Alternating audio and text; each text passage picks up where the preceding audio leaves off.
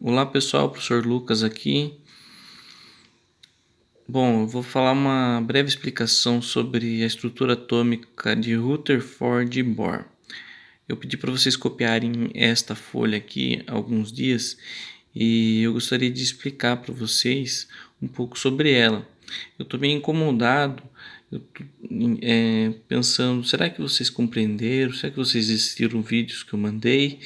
Então eu gravei esse vídeo aqui para poder explicar um pouco sobre esse tema. Bom, quando a gente fala sobre estrutura atômica, a gente fala primeiramente da palavra átomo. Os primeiros filósofos que lançaram essa palavra foram Demócrito e Leucipo. A palavra átomo basicamente significa não divisível.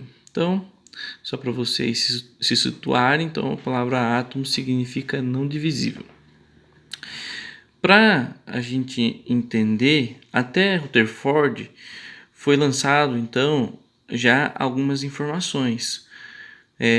O átomo ele possui uma estrutura bem definida em que ele possui um núcleo e possui uma eletrosfera. O átomo ele possui algumas cargas e essas cargas possuem nomes. Então, as cargas positivas, elas são chamadas de prótons.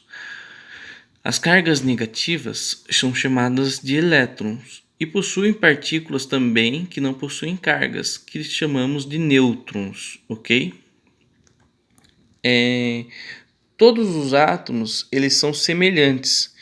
Então, uma estrutura normal para toda a matéria. Eles possuem a mesma estrutura atômica, em que essa estrutura a gente representa ela por um núcleo mais denso que fica no centro do átomo e em volta dele temos a eletrosfera, que é composta por 7 camadas. No núcleo, nós possuímos duas partículas. São elas os prótons, que têm cargas positivas, e o nêutron, que são partículas de carga neutra, sem carga, ou seja. Na eletrosfera, temos os elétrons, que são cargas negativas. Então, pessoal, para a gente saber os átomos de matérias diferentes ou de elementos diferentes, a gente tem que observar algumas informações. Então, os cientistas eles conseguem saber quantos prótons e nêutrons um átomo possui. Sabendo dessas informações, existe uma formulazinha bem simples para a gente saber qual que é o número de massa. O número de massa sempre é representado pela letra Azão, A maiúsculo.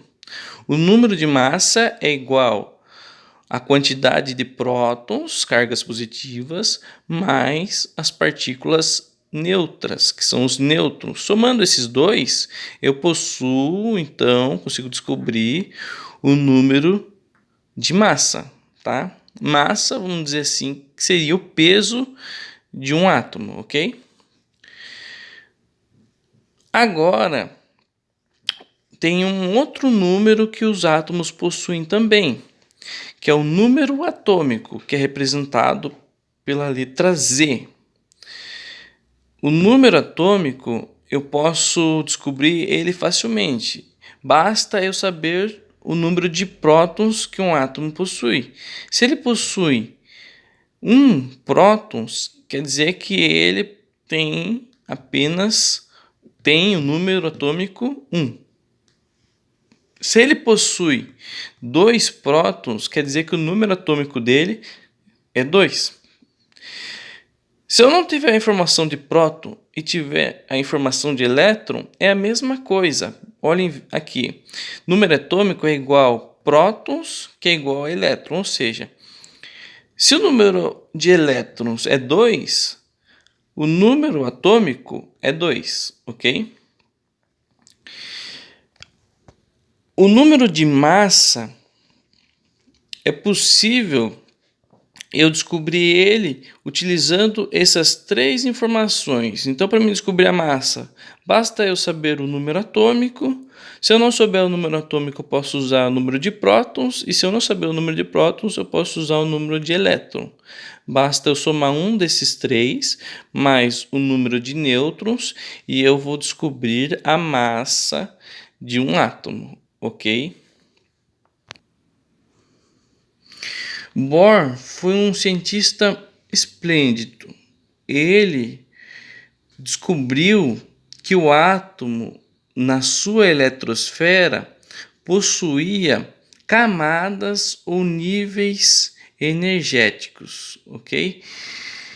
Então, aqui nessa imagem que eu pedi para vocês copiarem, a gente pode observar os níveis energéticos do modelo planetário de Rutherford Bohr.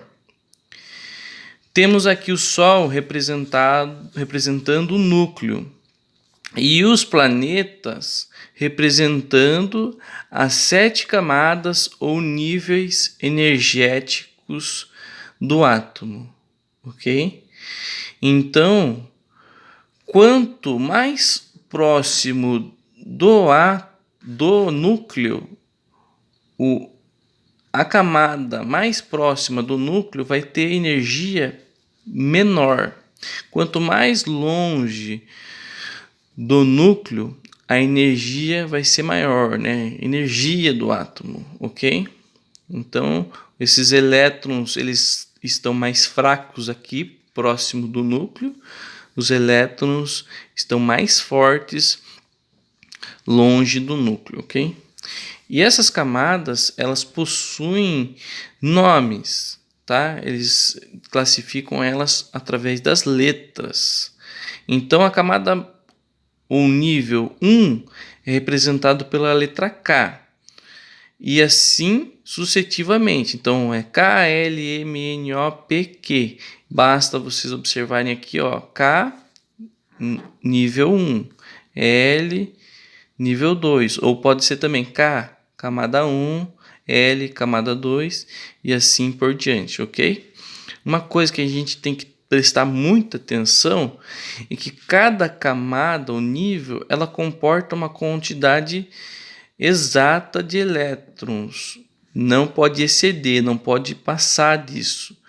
Então, na camada K, que é a camada mais perto do núcleo, ela comporta apenas 2 elétrons. Ela não passa disso, ela sempre só vai comportar 2 elétrons.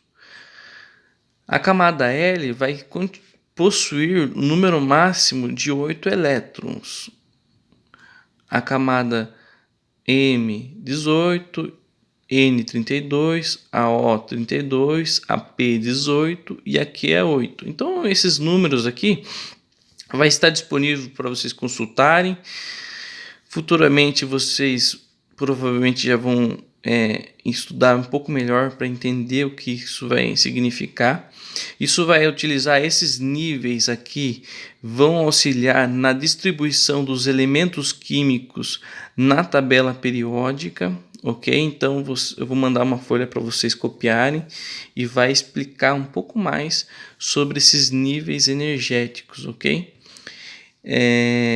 Uma outra coisa com relação aos elétrons, um átomo ele pode receber elétrons e quando esses elétrons são recebidos por essa eletrosfera, esses elétrons eles ficam carregados mais energeticamente. Então eles ficam de uma forma chamada excitados, tá? Eles ficam elétrons instáveis. Quando eles perdem essa energia, esse elétron ele libera uma energia em forma de luz. Ou seja, então um átomo ele vem um elétron de fora, esse elétron vem um elétron de fora, esse elétron ele fica energizado aqui, é possível pular de um nível para o outro e esse átomo ele vai ficar instável. Então a tendência é perder esse elétron. Quando acontece essa perca de elétron, há uma liberação de energia em forma de luz. Foi isso que Bohr estudou e descobriu essa questão da periodicidade, de passar de uma camada para outra esses elétrons, a excitação e essa liberação de energia. Eu vou passar para vocês copiarem mais umas 2 folhas aqui e a gente vai começar a estudar a tabela periódica, ok? Então a tabela periódica ela é organizada. Eu vou mandar uma história sobre quem organizou essa tabela periódica, como que ele descobriu, mas basta vocês olharem aqui que temos um modelo planetário do lado, ok? Então a K ela representa o nível 1. Então nessa linha temos os elementos que estão no nível 1. Na segunda linha, né, temos o nível 2. Então temos aqui do ladinho 7 níveis, né, que são chamadas na tabela periódica de períodos. Temos 7 períodos e temos 18 famílias. Isso a gente vai estudar um pouco mais à frente, ok? Entender como foi organizada a tabela periódica.